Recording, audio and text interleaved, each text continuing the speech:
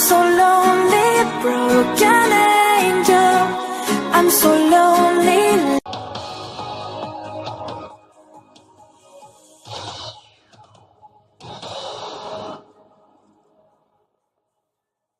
Dustin Lance Black, welcome to Hardtalk. Thank you. Thank you for having me.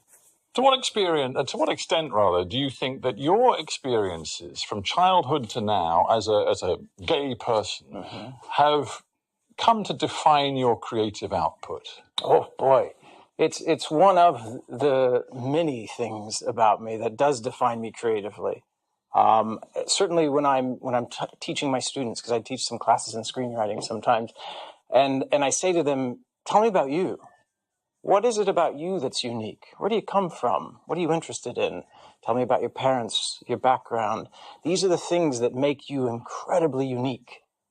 And those things that make you unique could actually make you marketable in this very competitive film business, because they give you that unique voice. And I always encourage them to look for their own voice. Look to who you are, the core of who you are, to find that unique voice, because it can actually make you marketable and you could succeed.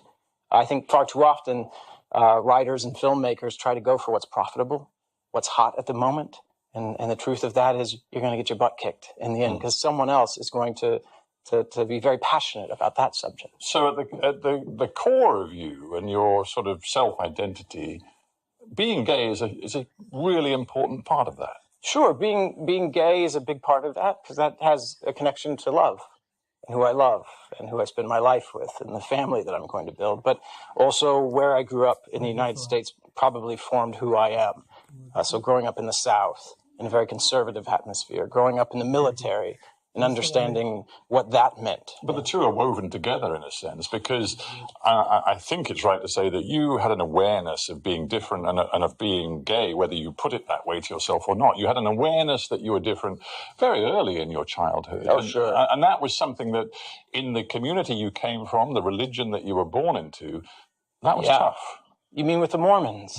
Yeah. Well, your mom was a pretty observant Mormon, wasn't she? My mom, my father's entire side of the family were very devout Mormon. I was very devout Mormon growing up. So I believed what I was hearing, including around 7 years old, the church beamed in the Mormon prophet from Salt Lake City. We were living out in Texas, and they lowered a screen, and his white-haired, face came on that screen, very, very imposing. As close to God as you could probably get. I mean, it was very godlike. It was very intimidating. And I'll never forget him saying, next to the sin of murder comes the sin of sexual impurity, homosexuality. Now, I might not have known what that meant at that moment, but I soon learned. At first, I thought it was just a fabulous new Scrabble word, because it had an X in it and all those syllables. But soon I learned it meant that I would bring great shame to myself and to my family if anyone found out that I had a crush on the boy down the street, which I did, that I would also be going to hell. I would not be with my Heavenly Father. So and that if I did fall in love, it would be something that would have to be hidden, suppressed.